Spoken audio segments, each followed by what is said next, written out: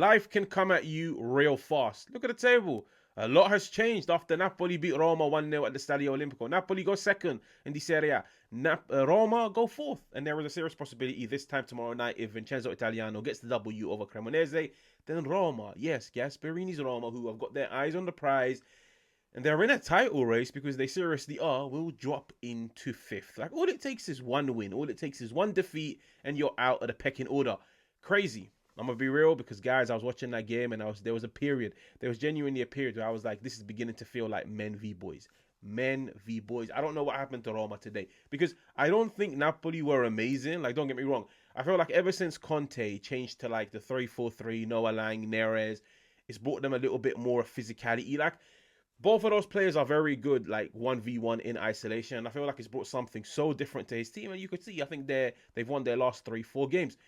But I don't think they were amazing today. Like, I genuinely don't think they were amazing. Like, besides the first goal, which if we were to look at it real quick, it's just Neres making the run down the middle on the counter attack. Højlund feeds him in. Cristante does not have the physicality to get back. Don't get me wrong, he was trying, he was sprinting full pelt. He just doesn't have it. He genuinely doesn't have it. Neres goes in one-on-one. He gives Napoli the lead. I don't think Napoli were amazing, but I genuinely feel like Roma didn't step up. I don't know if it's a matter of the pressure got to them. Like, let's be real. Against reigning Scudetto winners, the big boys are coming to town. This is a game where everybody's watching you. Maybe it's because they played midweek on Thursday. Like, I don't know what it is. Like, I'm going to be real. In my opinion, I feel like Gasperini in some departments maybe got the starting 11 wrong. Like, for me, I would have played El Ainaoui. I genuinely would have played El Ainaoui. Like, I feel like last week against Cremonese, he was great. I feel like prior to that, he's been picking up form. He's been picking up some steam. The kid's feeding himself. He's playing football at the best of his ability. He's working well with the plays. He's having an impact on and off the ball. He then follows it up with a great performance against Michelin. I'm looking at it and thinking, you got to reward that type of performance, because the kid's confidence is on his side. Confidence is on his side. You have to reward him and play him. And I understand people might say, Haj, he needs to manage his minutes, because let's be real, the kid would have played, 3 games in the space of a week.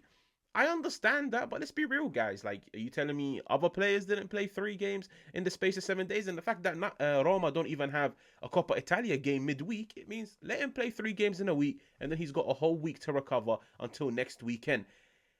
He's definitely a player that I would have started. I think the whole Baldanzi substitution, like, I get it. Listen, I get it. Evan Ferguson started the game, and I personally feel like I would have just pestered with Evan Ferguson.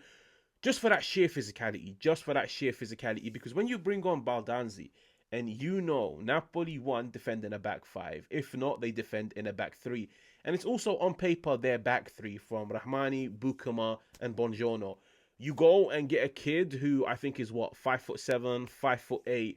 He lacks physicality in terms of strength. He lacks physicality in terms of running power. The kid is technical, but when you're like, I feel like the kid was just thrown into the deep end and forced to swim. Like, Gasperini told him, you're either sinking or you're swimming, and the kid sunk. Like, the kid genuinely sunk, because I was watching it. He was getting dashed all over the place. Like, I don't think he troubled Rahmani, Bukama, Bongiorno in the slightest. Like, besides that one opportunity towards the end, for a kid that came onto the field for 45 minutes, I looked at it and I was like, you're gonna get out fought. You're gonna get out muscled. And that's exactly what happened. And guys, I've been saying it week in, week out, whether it's in the predictions video, whether it's in the recap videos. This team needs a striker. Dovbyk is out, but Gasperini doesn't favour him. Evan Ferguson, I just feel like Gasperini's looking at him and saying, I don't know if you can carry me over the finish line. Don't get me wrong. You can probably carry me over a few hurdles, but the last hurdle, the hurdle that separates us from the finish line, I don't know if you can get me over it. January is massive. I don't know what striker, in what part of the world, in what league, of what age, of what wage requirement is available. Roma need a striker. They genuinely need a striker. Dybala, I feel like I would have probably brought him on a bit more earlier. If anything, I think I would have probably started somebody like Dybala and then maybe brought on Evan Ferguson to bring that physicality towards the end of the game to trouble them. I think Dybala was great against Michelin, but once again, Dybala's minutes needs to be managed. He's just come back from a hamstring injury. It's a tough one. I'm gonna be real, but I don't think Roma played great. Like, the only people that for me impressed me in some sense, I think Sevilla is always a standout performer. Hermoso back in the team, I really like him. I've always liked Hermoso, even when he was at Atletico Madrid. Soulé, wow. Like, I've been raving about Soulé week in, week out, month after month. Sule, this might be his worst performance of the season. Like, nothing worked for him. He couldn't beat his man. He couldn't get crosses into the box. He couldn't get himself into dangerous areas. Even when he tried to get involved, the first touch wasn't there. I feel like today, Roma, technically, they were all over the park. Pellegrini, I'm seeing passes under hit, miss hit, first touches not intact. Wesley crossing the ball out of play. Sule couldn't do anything. He couldn't get involved in the game. When he tried, he was completely phased out of it. Baldanzi, the kid, tried, but he was getting dashed all over the place. Manu Kone, I feel like Manu Kone was definitely playing on an injury, but he's like the only guy that tries to get the ball forward sometimes. Like, you have to bear in mind, like Conte and Napoli, at times they were sitting back, but for me, Kone was the only one that was trying to get the ball forwards. Cristante, for me, like, I've never ever been a fan of Cristante. I'm gonna be completely honest with you guys. Never ever been a fan of Cristante. Like, I understand he brings mentality, he brings leadership, he brings hunger. The dude gives you 150% off the ball.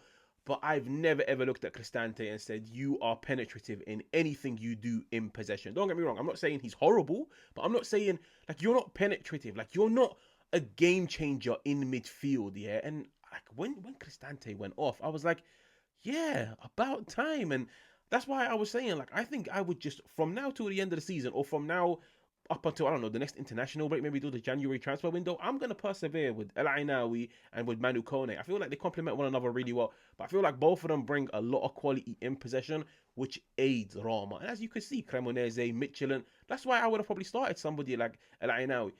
Fair enough, squad depth isn't there, but I don't think Napoli were that good. I really do not think Napoli were that good. It was that one transitional moment, that one counter-attack. They punished Roma, and it genuinely felt like this is something that I could have probably said at the beginning of the season, but as of the past month, I haven't been able to say it about Roma, which is, it feels like if this game went on for another 180 minutes, another 240 minutes, another 300 minutes, I don't think Roma would have scored. I genuinely do not think Roma would have scored. Like, you've got yourself a kid, 5'7", 5'8", crosses are coming into the box. Do you really think he's going to get on to the end of it? Like, let's be real, guys. Do you really think... But by the way, Napoli's 3 centre-backs are all 6 foot plus. On top of the fact that their keeper is like 6'5", 6'6". Do you really think that kid, all alone, in the centre, is going to get the beating of them? No. Like, I genuinely felt so bad for the kid, because I was like, why has he come on for a game like this? And why has he come on that early? Like, Ferguson, regardless of the fact that he wasn't as involved in the first half, but you could seriously make a case he wasn't involved because the ball never got to him. Like, Roma were really struggling to play through the lines, and I feel like they were struggling to break Napoli at times. Like, I don't know if it's like the fact that they played midweek. I don't know if it's the fact that the pressure actually got to them because, like, the big boys are coming to town. You need to step up. Like, this is one of those games where if they had won, they could have shown the whole world. I can't believe I've left it towards the end, but I'm going to be real. Even when you look at the goal, I don't see how he got the ball. Like, fair enough, Kone didn't make anything out of it. And I'm going to be real, this is like the first time in my life where I probably petitioned for players to be a bit theatrical, for players to die, for players to moan and soak, for players to roll around on the floor. Because I can promise every single one of you guys, when Kone felt that challenge, if he dropped to the floor and started to roll, 1, it would have gone to VAR, and 2, it would have been overturned. The fact that Kone, like, he saw the challenge coming, but he tried to stay on his feet, and he didn't, like, complain, put his hands in the air. He didn't drop to the ground. It told the referee, listen, it's a fair challenge. Let's just keep going. And I'm going to be real. Like, when it comes to VAR in the Serie A, the officiating, it isn't the best. Like, to be fair, it's one of those challenges where I've seen it given, I haven't seen it given, but I promise you guys, if Kone had made a meal out of it, it would have gone VAR. And I promise you guys, the moment that they see no contact was made with the ball, they most likely would have given it as a free kick, whether or not the impact was heavy or not. But besides that, like, the reason why I don't really like to speak on these type of decisions is because, like, regardless of the team that I cover, even if I'm just stood in a car park with my friends talking about football, I never like leaving games to chance. I'm not one of those guys. Like, fair enough, a dodgy VAR decision doesn't go against you, a penalty gets awarded, a player gets sent off, brother, you've got 90 minutes. You've genuinely got 90 minutes. You've had like 60-65% of the ball. Go and trouble the opposition. And I feel like Roma didn't trouble Conte's Napoli. They didn't trouble them. Like, I can't even turn around and say, like, what would have been a fair result? Maybe a 1-1, maybe a 0-0. Like, I could seriously make a case. A 0-0 would have been a fair result. But at the end of the day, it's all about who takes their opportunity. And Napoli took their opportunity. So I feel like Gasperini's now got like a week with the players. Next week, I completely forgot. I think they're playing Cagliari. Next week. Next week, they have to go back to winning ways. Because I feel like if I was Gasperini, I'd be looking at every single one of these players and telling them, listen, before kickoff, you were like second. The other day, you were first. And all it took was one defeat, and you're now possibly going to go into fifth. That's how crucial winning games is in the Serie A. That's how crucial winning games is when you want to compete for a title. If you want to be a team that wants to compete for like top four, don't worry about it. You can win, you can draw, you can lose, then you can win, then you can draw, then you can lose. Don't worry. You will accumulate enough points to be in the mix. What separates the teams that win the Serie A and the teams that compete for top four and the teams that finish mid-tier? The teams that compete for the Serie A, they win week in, week out, week in, week out. If they can't win, they make sure you don't lose. They make sure they don't lose. So make sure to like, make sure to subscribe. Catch you guys on another one.